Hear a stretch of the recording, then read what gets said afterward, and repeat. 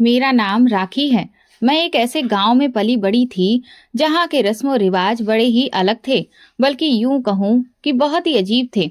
मैं अपने गांव के रस्मों रिवाज के बारे में ज्यादा तो नहीं जानती थी, लेकिन जब मुझे पता चला कि हमारे गांव में लड़कियों की शादी होने पर उनके साथ कुछ ऐसा किया जाता है, जिसे सुनकर मेरे रोंगटे खड़े हो गए। मैं जब 12 साल की थी तब मैं बहुत ज्यादा मासूम थी और मुझे अपने गांव के रस्मों रिवाज के बारे में कुछ भी नहीं पता था। मैं पढ़ना लिखना चाहती थी और मैं गांव के सरपंच की बेटी थी। मेरे पिता बहुत अमीर थे और पूरे गांव में मेरे पिता का ही फैसला चलता था। गांव के ही सारे लोग मेरे पिता की बहुत इज्जत करते थे। हमारा परिवार बहुत बड़ा था। मेरे परिवार में मेरी दो बुआ जी और एक छोटे चाचा जी रहा करते थे। मेरी दादी भी थी, मगर दादाजी इस दुनिया में नहीं थे। चाचा जी की एक बेटी थी जो कि मेरी ही उम्र की थी और एक बेटा था जो मुझसे बड़ा था। मैं तो अपने माता पिता की इकलौती और लाडली बेटी थी। मेरे जन्म के बाद मेरी माँ को दोबारा कभी औलाद नहीं हुई, इसलिए वो दोनों मुझे ही बहुत लाड प्यार करते थे। मैं जो कहती, मेरे मुंह से कही गई बात वक्त से पहले ही पूरी हो जाती थी। मुझे शहर जाने का और शहर जैसी जिंदगी गुजारने का बड़ा ही शौक था। मुझे पढ़ने लिखने का भी बहुत शौक था। इसलिए मैं बचपन से ही अपने पिताजी से कहती थी कि मुझे बाहर पढ़ने के लिए जाना है, जबकि मैं उनकी इकलौती बेटी थी। इसलिए वो मुझे खुद से दूर नहीं करना चाहते थे और हर बार मुझे टाल दिया करते थे कि तुम हमारी लाडली बेटी हो, क्या तुम्हें अच्छा लगेगा कि तुम अपने माता पिता से दूर रहो। मैंने अपने पेरेंट्स से कहा कि मैं पढ़ लिख कर डॉक्टर बनना चाहती हूँ और अपने गांव के लोगों का फ्री में इलाज करना चाहती हूँ। मुझे लोगों की सेवा करना बहुत अच्छा लगता है। और पिताजी, आपने ही तो मुझे सिखाया है कि हमें हमेशा लोगों की सेवा करनी चाहिए, तो मैं लोगों की सेवा इस तरह से करना चाहती हूँ। मेरे पिताजी मेरी बात को सुनकर खामोश हो जाते थे, क्योंकि वो सिर्फ इस बात से मजबूर थे। वो खुद मुझे अलग नहीं कर सकते थे। मैंने अपने पिताजी को तसल्ली दिलाई थी कि सिर्फ कुछ सालों की ही तो बात है। जब मैं डॉक्टर बनकर घर वापस आऊंगी तो आपका सर गर्व से ऊंचा हो जाएगा। गांव वाले आपके साथ साथ आपकी बेटी की भी इज्जत करने लगेंगे। मेरे पापा मेरी मासूम बातों पर खिलखिलाकर हंस देते थे और कभी कभी मेरी इन बातों को इग्नोर कर दिया करते थे। अभी तो मैं गांव की ही स्कूल में पढ़ रही थी, मगर मैं शहर के प्राइवेट स्कूल में पढ़ना चाहती थी, क्योंकि हमारे गांव में सरकारी स्कूल ही थे। इसीलिए मेरे पापा ने मुझे खुशी देने के लिए शहर में मेरा स्कूल में एडमिशन तो करवा दिया था, लेकिन वहां पर मुझे ड्राइवर छोड़ने जाता था और वही मुझे लेकर घर वापस आता था। फ्री टाइम पर मैं मोबाइल देखती रहती थी। मैं जब मोबाइल में विदेश के कॉलेज और यूनिवर्सिटीज देखती तो मेरा विदेश पढ़ने जाने का बहुत मन करता था। मैंने सोच लिया था कि मैं अब विदेश में ही पढ़ने के लिए जाऊंगी। मैंने अपने पिताजी से बहुत जिद की। उन्होंने मुझसे कहा, बेटी, मैंने तुम्हारे कहने पर तुम्हारा एडमिशन शहर के स्कूल में करवा दिया और अब तुम चाहती हो कि मैं तुम्हें विदेश पढ़ने के लिए भेज दूं। ऐसा कभी नहीं हो सकता। मैं नहीं जानती थी कि वो मेरे एक दो बार के कहने पर नहीं मानेंगे। इसलिए मैंने घर में खाना पीना बंद कर दिया था, जिस पर मेरी माँ और पिताजी दोनों ही मजबूर हो गए थे और फिर मुझे विदेश भेजने के लिए राजी हो गए। मुझे विदेश पढ़ने भेजने के लिए तो कोई भी राजी नहीं था। मैंने बड़ी मुश्किल से सबको तैयार किया था। इस छोटी सी उम्र पर भी मैं अपनी जिदों को मनवा लिया करती थी। लेकिन अभी मेरे पिताजी का कहना था कि वो इस प्राइवेट स्कूल में 1 साल पूरा होने के बाद ही मुझे विदेश पढ़ने के लिए भेजेंगे। विदेश में मेरे पिताजी के एक दोस्त रहा करते थे। मेरे पिताजी ने उनसे बात कर ली थी। इस तरह मेरा विदेश जाने का सपना भी पूरा होने वाला था। मैं वहां पर हॉस्टल में रहकर पढ़ना चाहती थी। हमारे घर में जोर शोर से मेरी बुआ जी की शादी की तैयारियां चल रही थी। मेरी बुआ जी का रिश्ता हमारे ही गांव में लग गया था। हमारे गांव में मंगनी वगैरह की रस्म नहीं होती थी। बस रिश्ता फिक्स हो जाने के कुछ दिन बाद ही शादी रख दी जाती थी। मगर मैंने देखा था कि जिस दिन से मेरी बुआ जी का रिश्ता लगा था, वो बहुत ज्यादा उदास रहने लगी थी। वो क्यों उदास थी, इस बात की मुझे कुछ समझ नहीं आई थी। मेरे चाचा की बेटी और मैं, हम दोनों मिलकर पूरे घर में खेलते रहते थे। उसका नाम प्रिया था। हम दोनों एक दूसरे की अच्छी कजिन होने के साथ साथ एक दूसरे की बहुत अच्छे फ्रेंड्स भी थे। प्रिया मुझसे दूर दूर जाने वाली बातों पर बहुत अफसोस कर रही थी। वो मुझे यही एडवाइस देती थी कि तुम मुझे छोड़कर दूर पढ़ने के लिए मत जाओ, मगर मैं उससे कहती थी कि तुम भी मेरे साथ चलो, हम दोनों विदेश में पढ़ेंगे। मैं डॉक्टर बनूंगी और तुम पुलिस बन जाना। प्रिया इनकार करने लगी क्योंकि उसे बचपन से ही पढ़ाई में कोई इंटरेस्ट नहीं था और वो तो बस पूरा दिन खेल में ही लगी रहती थी। एक दिन मैंने देखा कि घर में बहुत ज्यादा हंगामा हो रहा है। बुआ जी किसी बात पर लड़ रही थी और किसी रिवाज की बात हो रही थी। हमारी तो समझ में ही नहीं आ रहा था कि आखिर क्या हुआ है, क्योंकि प्रिया और मुझे हम दोनों को ही डांट कर अपने कमरे में भेज दिया गया था और कहा गया था कि अपने कमरे से बाहर मत निकलना। हमारे घर में अब इस तरह से ही हर दूसरे तीसरे दिन हुआ कि शादी से पहले खूब झगड़े हो रहे थे। ये झगड़े क्यों और किस बात के थे हमें समझ नहीं आ रहा था कि ये सब कुछ क्यों हो रहा है। बस हमने बुआ को इतना कहते हुए सुना था। वो बार बार यही कह रही थी कि वो इस रस्म को नहीं करवाना चाहती। बुआ की शादी फाइनली हो गई थी, मगर बुआ अपनी शादी वाले दिन बुरी तरह से रो रही थी। इतना रो रही थी जैसे उनको कहीं दर्द हो रहा हो। ऐसा तो लड़की विदाई के समय ही रोती है, मगर बुआ तो शादी होने से पहले ही बहुत रो रही थी। फाइनली जैसे तैसे बुआ की शादी हो गई थी, मगर घर में बहुत ज्यादा अफसोस भरा माहौल फैल गया था। अब समय आ गया था मेरे विदेश जाने का। मेरे पापा ने मुझे अमेरिका के बड़े स्कूल में पढ़ने के लिए सारे इंतजाम कर लिए थे, क्योंकि मुझे सबसे ही खुशी मिलती थी। मेरे जाने से भी मेरे घर वाले बहुत दुखी थे, मगर मैंने सब लोगों को जैसे तैसे मना ही लिया था और फिर मैं अमेरिका आ गई। मुझे अमेरिका छोड़ने के लिए मेरे पापा और चाचा जी आए थे। यहाँ पर मेरे पापा ने मुझे अपने एक दोस्त के हवाले कर दिया था। वो अंकल बहुत अच्छे थे। उन्होंने मुझे सब कुछ समझा दिया था और उनकी बेटी भी मेरे ही स्कूल में पढ़ती थी। बस फर्क इतना था कि मैं हॉस्टल में रहती थी और वो अपने घर को चली जाती थी। इस तरह उनकी बेटी वहां पर मेरी बहुत अच्छी दोस्त बन गई थी और अंकल और उनकी फैमिली ने मेरा बहुत ख्याल रखा था। मेरे घर वालों से मेरी हर रोज फोन पर बात होती रहती थी और साथ ही साथ वीडियो कॉल पर भी होती थी। मेरे माता पिता की आंखों में आंसू होते थे और वो कहते थे कि बेटी तुम हमें छोड़कर चली गई, तुम्हारे बिना घर सूना सूना सा लगता है, न जाने तुम्हें पढ़ने का इतना शौक क्यों है। मैं अपने पिताजी से कहती कि मैंने आपको बताया है ना कि मैं अपने गांव के लोगों का फ्री में इलाज करना चाहती हूँ। मैं हमारे ही गांव में एक सरकारी अस्पताल खोलना चाहती हूँ। मेरे माता पिता मुझ पर बहुत गर्व महसूस करते थे। मेरी जिंदगी यहाँ पर पूरी की पूरी पढ़ाई में गुजर रही थी। मैं मन लगाकर पढ़ती और अच्छे नंबर से पास होती थी। कई साल इसी तरह से गुजर गए थे। अब मैं स्कूल से कॉलेज में आ गई थी और फिर यूनिवर्सिटी में।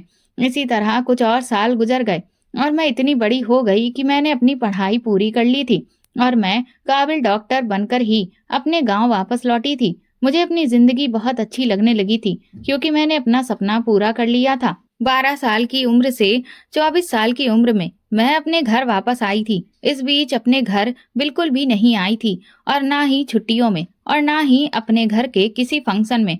मेरे पीछे घर में काफी सारे फंक्शन हो गए थे। ऐसा इसलिए था क्योंकि मैं अपनी पढ़ाई से बिल्कुल भी दूर नहीं होना चाहती थी। फाइनली मेरा सपना पूरा हो चुका था। आज इतने सालों के बाद मुझे अपने गांव जाना था और अपनी फैमिली से मिलना था। मैं अपनी फैमिली से मिलने के लिए बहुत ज्यादा खुश हो रही थी। पिताजी ने कह दिया था कि वो मुझे एयरपोर्ट पर लेने के लिए आ जाएंगे। पिताजी मुझे देखकर बहुत खुश हो गए और उन्होंने मुझे देखते ही गले से लगा लिया। कहने लगे, मेरी बेटी तो बहुत बड़ी हो गई और प्यारी भी हो गई है। मैं भी अपने पिताजी से मिलकर बहुत खुश हुई थी, मगर मैं एक बात पर बहुत हैरान थी कि मेरे पिताजी और मेरे चाचा जी हर काम एक साथ ही करते थे, क्योंकि उन दोनों भाइयों में बहुत मोहब्बत थी। जब मैं छोटी थी और वो दोनों मुझे छोड़ने के लिए आए थे, तब भी वो दोनों साथ ही थे। मगर अब पिताजी के साथ मेरे चाचा जी मुझे लेने क्यों नहीं आए थे, ये सवाल मेरे दिमाग में घूम रहा था। इसलिए मैंने अपने पिताजी से पूछ ही लिया कि चाचा जी मुझे लेने के लिए क्यों नहीं आए। क्या उनकी तबीयत खराब है या फिर वो किसी काम में बिजी हैं? पिताजी ने मेरे सवाल पर एकदम सर झटक दिया और मुझे दूसरी बातों में उलझा लिया। इस दौरान मैं चाचा जी वाली बात को पूरी तरह से भूल गई थी और फिर हम लोग खुशी खुशी घर आ गए। घर में मेरे स्वागत के लिए मेरी माँ और दादी जी ने बहुत अच्छी प्रिपरेशन की थी। पूरा गांव मेरे आने से बहुत खुश था। आखिरकार मैं सरपंच की बेटी थी और डॉक्टर बनकर ही इतने सालों के बाद अपने घर वापस लौटी थी। पूरा गांव मेरे आने की खुशी मना रहा था, क्योंकि सब गांव वाले जानते थे कि मैं गांव में अब अस्पताल खोलूंगी और उसमें सारे ही गांव वालों का इलाज फ्री में होगा। मैंने उन लोगों को भरोसा दिलाया था कि मैं आपकी उम्मीदों पर खरी उतरूंगी। दादी ने मुझे देखते ही गले से लगा लिया और कहने लगी कि बेटी, तुम्हारे बिना ये घर सूना सूना सा लगता था। मगर मैं घर में घुसकर भी बहुत हैरान हुई, क्योंकि मेरे स्वागत के लिए दरवाजे पर सिर्फ दादी जी, मेरे भैया और मेरी माँ ही खड़ी हुई थी, और पिताजी तो मेरे साथ ही आए थे। मेरी दोनों बुआ मुझसे मिलने के लिए नहीं आई, और ना ही घर में मुझे मेरे चाचा जी की फैमिली दिखाई दे रही थी। आखिर सब लोग कहाँ गए थे? घर का पूरा माहौल बदला बदला सा लग रहा था। मेरी समझ में नहीं आ रहा था कि घर के माहौल को ना जाने इतने सालों में क्या हो गया। मैंने घर में घुसते ही दादी से सवाल किया, दादी, चाची जी, दोनों भैया और प्रिया कहाँ हैं? और चाचा जी भी मुझे एयरपोर्ट पर लेने के लिए क्यों नहीं आए? तो दादी मेरा हाथ पकड़कर मुझे घर के अंदर लेकर जाते हुए कहने लगी, बेटी, वो लोग अलग घर में रहते हैं। दादी की बात सुनकर तो मैं हैरान रह गई। इतने में ही पीछे से पिताजी ने आकर कहा, अरे, वो लोग कुछ दिनों के लिए अपने किसी दूर के रिश्तेदार की शादी में गए हुए हैं। कुछ दिनों बाद वापस आ जाएंगे। तुम फिक्र मत करो और इतने सवाल जवाब मत करो। जाओ, अब जल्दी से फ्रेश हो जाओ। उसके बाद सब मिलकर खाना खाते हैं। दादी भी कहने लगी कि हाँ बेटी, तुम जल्दी से खाना खा लो। उसके बाद हम दोनों दादी पोती एक साथ बैठकर ढेर सारी बातें करेंगे। मैं फ्रेश हो गई थी और हम लोगों ने एक साथ मिलकर खाना खाया था। इतने सालों के बाद अपने घर आकर और अपनी माँ के हाथ का बनाया हुआ खाना खाकर मुझे बहुत सुकून और खुशी मिली थी, क्योंकि माँ ने सारा खाना मेरी पसंद का ही बनवाया था।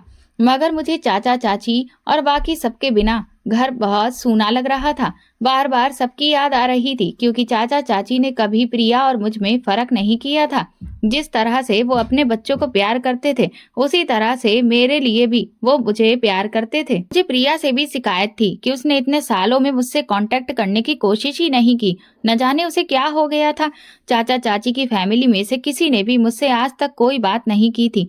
बाकी घर में दादी माँ और मेरे भैया, पिताजी सब मुझसे फोन पर बातें किया करते थे।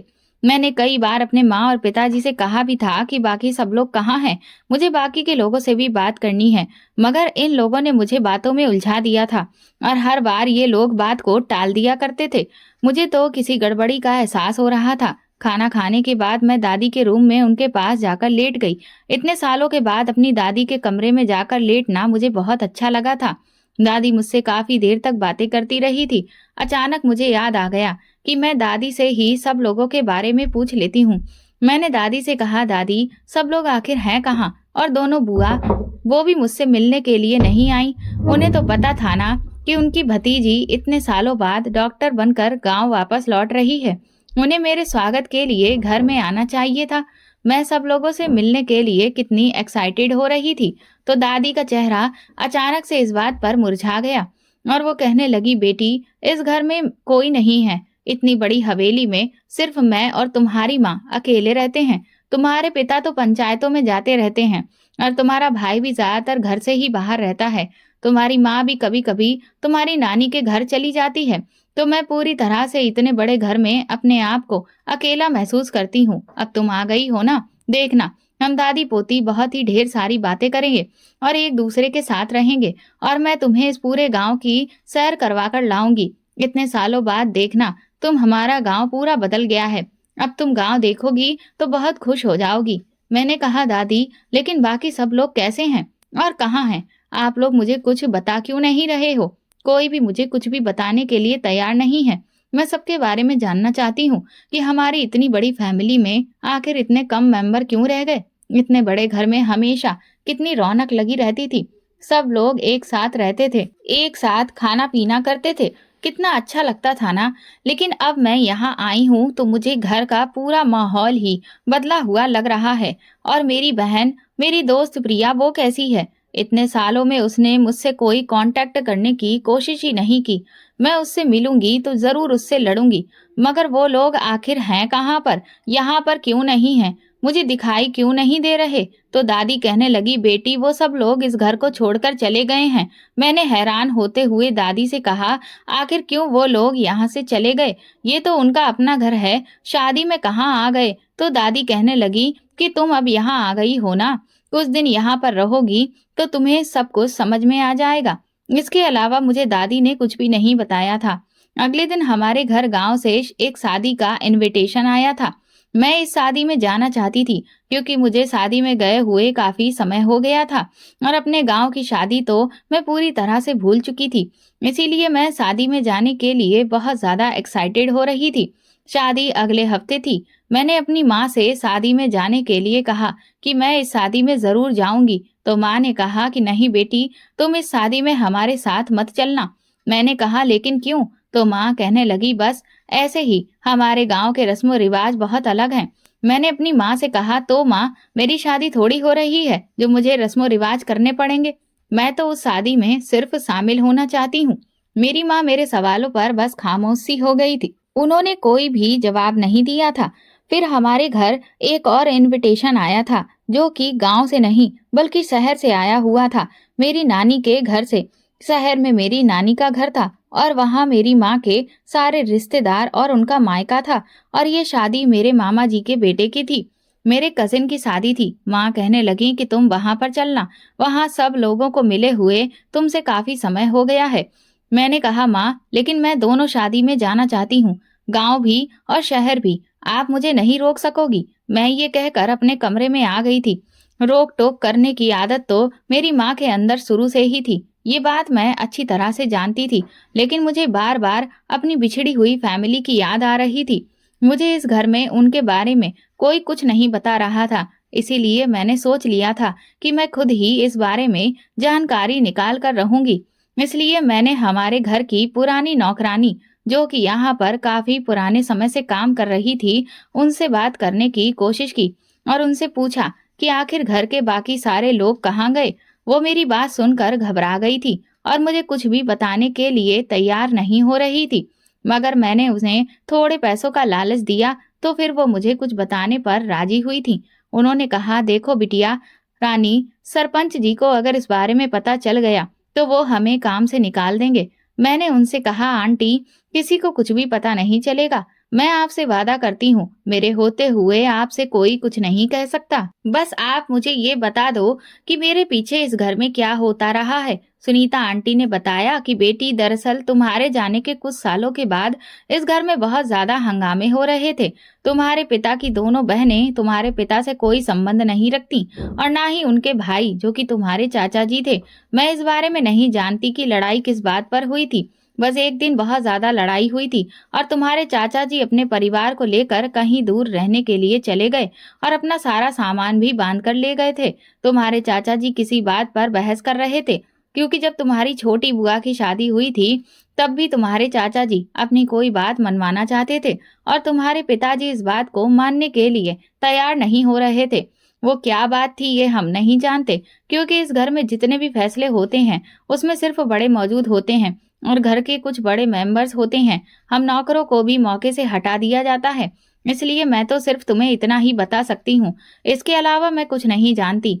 जिस दिन के बाद से तुम्हारे पिताजी के छोटे भाई और उनका परिवार इस घर से गया है, तब से ही उन्होंने कभी पलट कर इस घर में दोबारा कदम नहीं रखा और ना ही तुम्हारी दोनों बुआ। शादी हो जाने के बाद वो दोनों भी इस घर में कभी नहीं आई। मैंने सुनीता आंटी से पूछा कि आपको पता है कि चाचा जी की फैमिली कहाँ पर है, वो लोग कहाँ पर रह रहे हैं? हमारा गांव तो बहुत बड़ा है, उनका कोई एड्रेस है आपके पास, या आपको पता है कि वो हमारे गांव की कौन सी जगह पर रह रहे हैं, ताकि मैं उनको तलाश कर सकूं? सुनीता आंटी बोली कि मैं उनके बारे में ज्यादा कुछ तो नहीं जानती। हाँ, मगर गांव के लोगों के मुंह से इतना जरूर तो सुना है कि सरपंच जी का छोटा भाई और उनकी दोनों बहनें ही शादी होने के बाद यहाँ पर नहीं रहते, बल्कि इस गांव में ही नहीं रहते। वो लोग या तो किसी दूसरे गांव या फिर कहीं शहर में जाकर रह रहे हैं। मैंने कहा क्या वो लोग इस गांव को ही छोड़कर चले गए?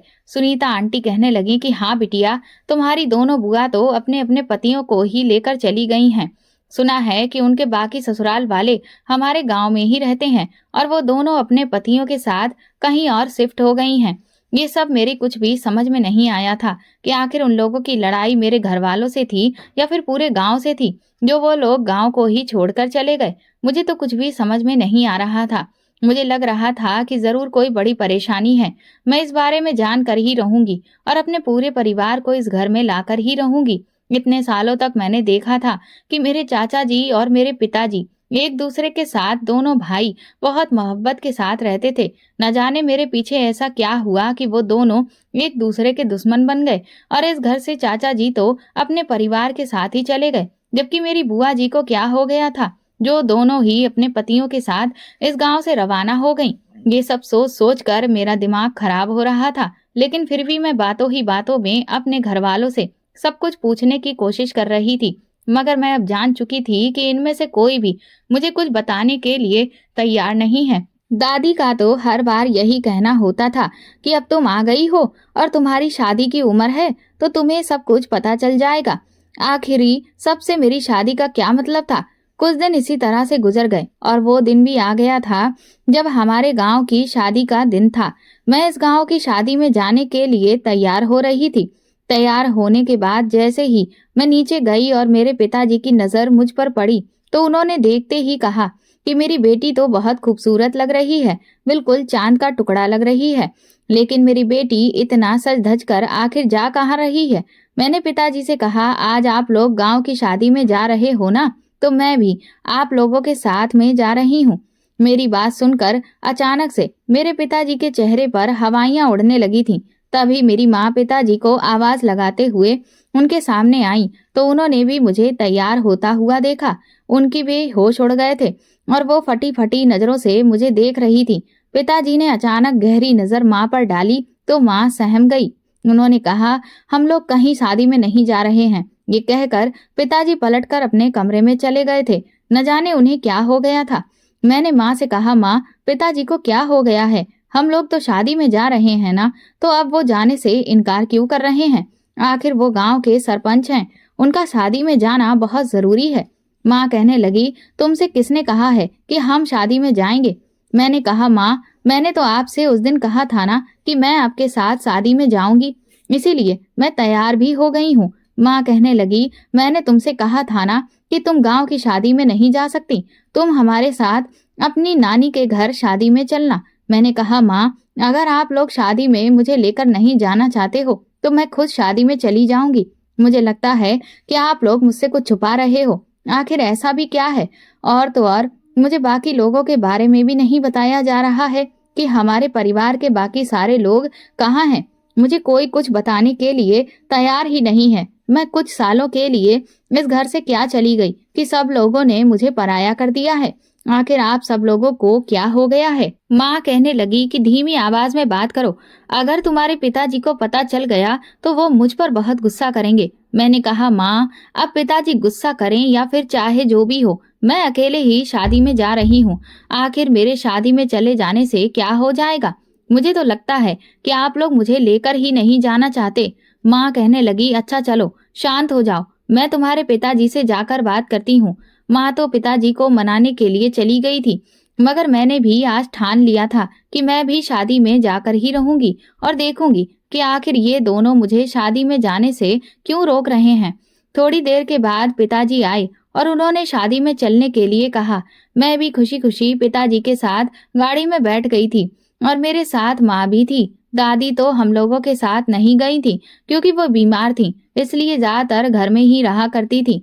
हम लोग शादी में गए तो वहां पर खाना खाने के बाद दुल्हन को तैयार करने की रस्म शुरू होने लगी थी।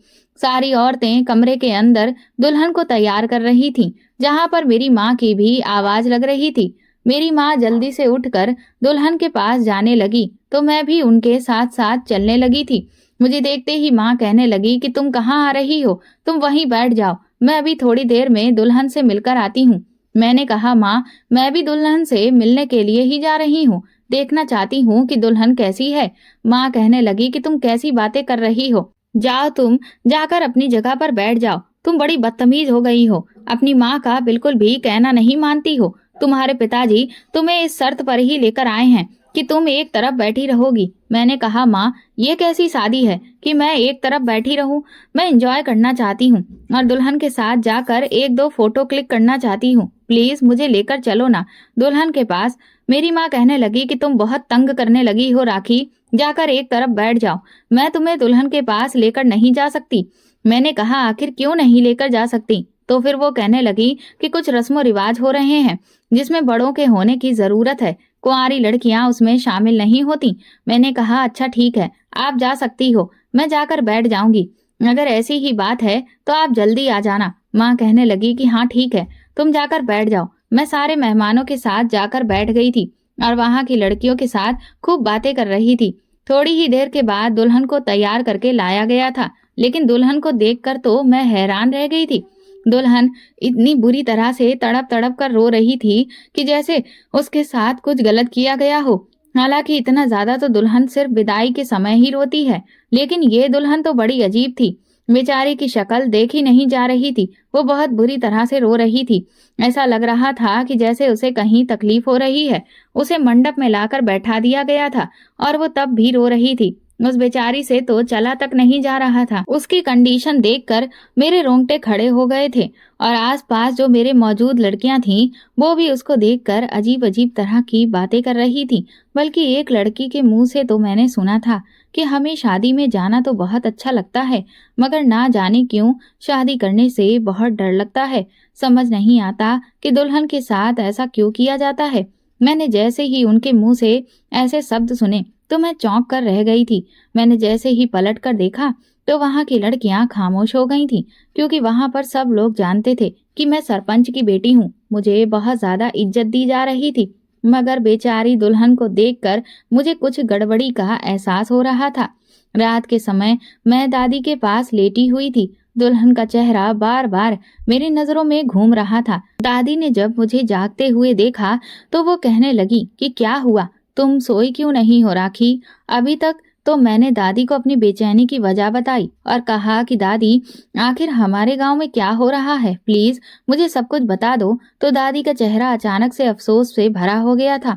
वो कहने लगी, बेटी मैं तुम्हें कुछ नहीं बता सकती, बस इतना जरूर बता सकती हूँ कि जब तुम्हारी शादी का समय आएगा तो तुम्हें सब कुछ पता चल जाएगा और ये भी पता चल जाएगा कि आखिर तुम्हारे बाकी के सारे अपने इस घर से क्यों चले गए।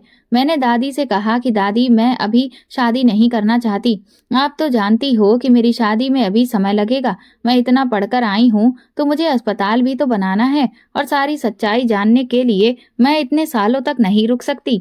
दादी मुझे कुछ भी बताने के लिए तैयार नहीं हो रही थी, मगर मैंने दादी का हाथ अपने सर पर रख दिया और कहा, दादी आपको मेरी कसम है, आपको मुझे सब कुछ बताना ही पड़ेगा। दादी की आंखों में आंसू आ गए थे। फिर दादी ने मुझे जो कुछ भी बताया उसे सुनकर तो मेरे होश ही उड़ गए थे। दादी ने बताया कि दरअसल हमारे गांव में एक ऐसी रस्म है जो लड़की के साथ शादी से पहले की जाती है और ये रस्म मोमबत्ती जलाकर की जाती है। मैं हैरान रह गई थी। मैंने कहा कि ये कौन सी रस्म है दादी? तो वो कहने लगी कि ये रस्म दुल्हन को उसकी शादी वाले दिन तैयार करते समय की जाती है। गांव की सारी बड़ी बूढ़ी औरतें उसके पास होती हैं और उसकी कमर को मोमबत्ती से जलाया जाता है ताकि ये मोमबत्ती के निशान उसकी कमर पर रह जाएं, क्योंकि ये निशान उसके कुंवारेपन के होते हैं। हमारे पुरखों के समय से ये रस्म चलती आ रही है और तुम्हारी बुआ जब उन दोनों बहनों की शादी हुई तो वो भी इस रस्म के बारे में अच्छी तरह से जानती थी। उन्होंने अपने भाई से इस रस्म का विरोध किया था, क्योंकि तुम्हारे दादाजी के बाद इस गांव का सरपंच तुम्हारा पिता है। इस गांव में उसकी ही ज्यादा चलती है, लेकिन तुम्हारे पिता ने रस्म को बदलने के लिए साफ इनकार कर दिया था। बात उसकी बहनों पर आ गई थी, मगर उसने मान मर्यादा और अपने पुरखों के पुराने रस्मों को बदलने से साफ इनकार कर दिया। उसका कहना था कि ये तो मेरी बहनों की बात है, अगर बात मेरी अपनी बेटी पर भी आई तो मैं कभी भी इस रिवाज को नहीं बदलूंगा। तुम्हारे चाचा जी भी इस रस्म के खिलाफ थे और वो भी चाहते थे कि उनकी बहनों को ये तकलीफ शादी वाले दिन ना दी जाए, इसलिए उसने तुम्हारी बुआ की शादी पर बहुत हंगामा किया था। तुम्हारी बुआ शादी वाले दिन तो यहाँ से चली गई थी, मगर उसके बाद उसने अपने पति के साथ इस गांव को छोड़ने का फैसला कर लिया था, क्योंकि उसका पति पढ़ा लिखा था और वो भी इस गांव की रस्म के खिलाफ था।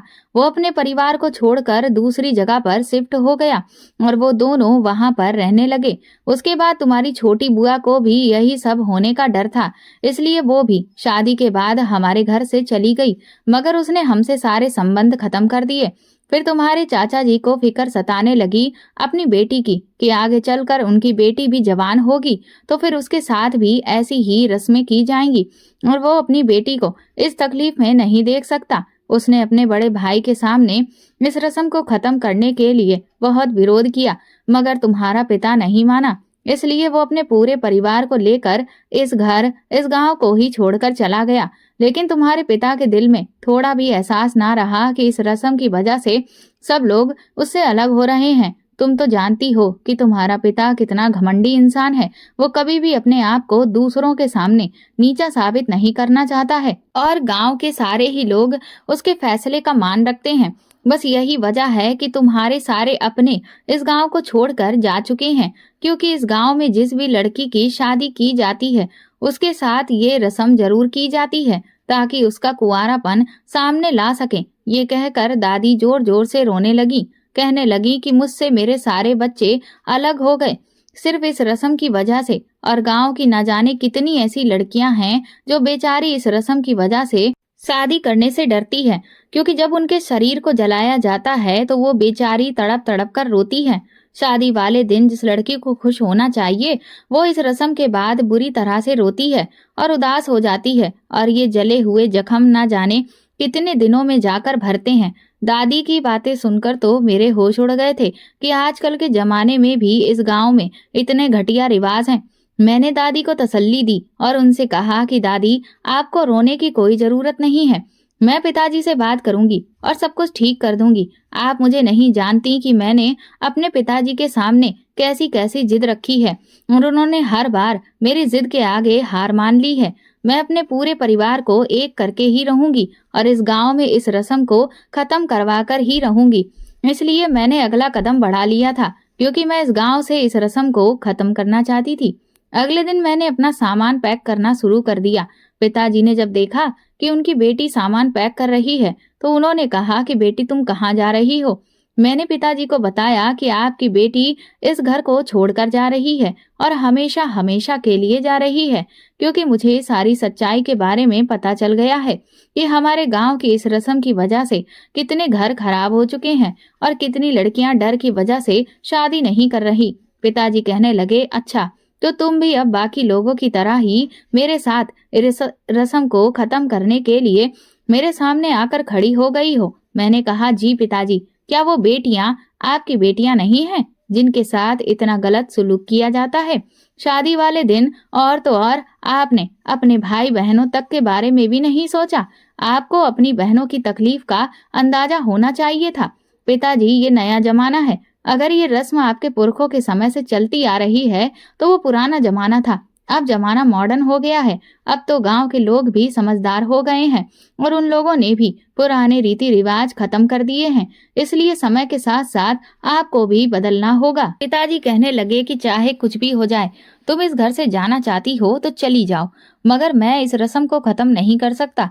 मैंने कहा, तो ठीक है, मैं इस घर को छोड़कर जा रही हूँ, लेकिन इससे पहले मैं आपकी आंखों के सामने आपको ये दिखाना चाहती हूँ कि जब मोमबत्ती से जलाया जाता है तो कितनी तकलीफ होती है। मैंने मोमबत्ती ली और उससे जलाना शुरू कर दिया। हम दोनों के बीच मेरी माँ भी आकर खड़ी हो गई थी और वो भी फटी फटी आंखों से मुझे देख रही थी और रोकने की कोशिश कर रही थी, मगर मैंने उनको सावधान कर दिया था और वो वहीं पर रुक गईं। पिताजी सब कुछ खड़े हुए देख रहे थे। वो मुझे कमजोर समझ रहे थे, मगर मैं विदेश में रहकर पढ़ लिख कर बहुत ज्यादा मजबूत बन गई थी। मैंने मोमबत्ती जलाने के बाद उसको अपने हाथ पर लगाना शुरू कर दिया, जिसको देखकर मेरी माँ तड़प गई और कहने लगी कि बेटी, तुम ये सब क्या कर रही हो? ये सब बंद कर दो। वो रो रही थी। मैंने कहा, माँ, आज पिताजी की बेटी उनके सामने ही इस रस्म को कर रही है, तो मैं देखना चाहती हूँ कि पिताजी के अंदर कितनी हिम्मत है और वो कब तक अपनी बेटी को जलते हुए देख सकते हैं, क्योंकि उनकी इस घटिया रस्म की वजह से न जाने कितनी लड़कियां इस रस्म का शिकार हुई हैं। मुझे दर्द तो बहुत हो रहा था, मगर मैं अपने पिता को एहसास दिलाना चाहती थी कि बेटियां कितनी नाजुक होती हैं, उनके साथ ये अत्याचार ना किया जाए। मेरा हाथ काफी ज्यादा हद तक जल चुका था। पिताजी पत्थर बने खड़े हुए मुझे देख रहे थे। माँ बार बार पिताजी से कह रही थी कि रोक लो हमारी बेटी को, ये कितनी जख्मी हो रही है। मगर जब मैंने अपने दूसरे हाथ पर निशान डालने शुरू किए तो मेरे पिताजी ने मेरा हाथ पकड़ लिया और हाथ जोड़ लिए। कहने लगे कि अच्छा, तुम ये सब कुछ अब बंद करो और अंदर जाओ, मैं कुछ करता हूँ। मैंने कहा नहीं पिताजी, मैं इस घर में अब नहीं रहूंगी, यहाँ तक कि मैं इस गांव में भी नहीं रहूंगी। जब तक इस गांव के लोग अपनी सोच नहीं बदल देते तब तक मैं यहाँ नहीं रह सकती। मेरे पिताजी ने समझा बुझाकर मुझे माँ के साथ अपने कमरे में भेज दिया था और डॉक्टर को बुलवाया था। डॉक्टर ने मुझे दवाई दी थी। मैं बिस्तर पर लेटी हुई आराम कर रही थी, मगर मेरा हाथ बहुत जलन का शिकार हो रहा था। तभी अचानक मुझे कुछ लोगों के बोलने की आवाजें आने लगीं। मैं जैसे ही नीचे उतर कर गई तो ये देखकर हैरान रह गई कि पिताजी ने गांव के बहुत सारे लोगों को इकट्ठा किया हुआ था और वो उनसे कह रहे थे कि मुझे आप लोगों से एक जरूरी बात करनी है। दरअसल मैं मोमबत्ती की रस्म को हमारे गांव से खत्म करना चाहता हूँ। मैं जानता हूँ कि ये रस्म पुराने जमाने से चलती आ रही है और इस रस्म को हमारे पुरखों ने बनाया था, मगर इस रस्म की वजह से हमारी बेटियों पर एक तरह से अत्याचार हो रहा है। मैं इस रस्म को खुद खत्म कर रहा हूँ क्योंकि इस रस्म की वजह से मेरा अपना घर भी बिखर कर रह गया है। मेरे भाई बहन मुझसे अलग हो गए। अगर आप इस फैसले पर राजी हो तो ठीक है, लेकिन मेरे खानदान में ऐसी कोई रस्म नहीं की जाएगी। अगर आप लोग चाहो तो इस रस्म को मेरे साथ मिलकर पूरी तरह से खत्म कर सकते हो, क्योंकि बात अब मेरे परिवार से मेरी बेटी तक आ गई है। वो इस रस्म को खत्म करने की जिद कर रही है। उसने अपना हाथ तक जला लिया और वो इस गांव को छोड़कर जाना चाहती है। तभी उन आदमियों में से एक आदमी कहने लगा, जो इस गांव का जमींदार था, सरपंच जी, हमें आपके फैसले पर बहुत खुशी हुई है। हम भी चाहते थे कि ये रस्म हमारे गांव से खत्म हो जानी चाहिए, मगर आपके सामने कौन बोल सकता था, इसलिए हमने कभी इस बारे में आपसे बात नहीं की। ये तो बहुत खुशी की बात है कि अब हमारी बेटियां बिना डरे ही शादी कर सकेंगी। वहां के सारे ही लोग खुशी खुशी चले गए थे। मुझे खुशी हुई थी कि पिताजी ने मेरी बात का मान रखा था। अब बारी थी मेरे सारे रिश्तेदारों को बुलाने की, इसलिए मैंने पिताजी से कहा कि अब मैं चाहती हूँ कि हमारा परिवार पहले की तरह साथ रहे, इसलिए आपको सब लोगों को मनाकर यहाँ पर बुलाकर लेकर आना होगा। मेरे पिताजी तो बहुत घमंडी थे, किसी के आगे झुकते नहीं थे, मगर मैंने उनके हाथ से फोन लेकर सबको फोन किए, सबसे माफी मांगी और पिताजी को जबरदस्ती उन सबके घर ले गई और सबको जबरदस्ती बुलाकर अपने घर ले आई। इस तरह से हम सब लोग एक साथ मिल गए और अब सब कुछ ठीक है और हमारे गांव में इस रस्म को भी खत्म कर दिया गया है। मुझे अपने पहले जैसे परिवार को देखकर अब बहुत खुशी होती है और अब हमारे घर में प्रिया की शादी की तैयारियां की जा रही हैं और मैंने भी अपना अस्पताल बना लिया है, जहां पर मैं गरीबों का मुफ्त में इलाज कर रही हूँ। अब हमारे गांव में खुशहाली ही खुशहाली फैली हुई है। दोस्तों, अगर आपको हमारी कहानी पसंद आई है तो कमेंट करके जरूर बताएं और वीडियो को लाइक करके ज्यादा से ज्यादा शेयर करें। चैनल पर नए हैं तो सब्सक्राइब करें और हाँ, नोटिफिकेशन बेल को जरूर दबाएं ताकि अगली अपडेट सबसे पहले आपको मिले। धन्यवाद।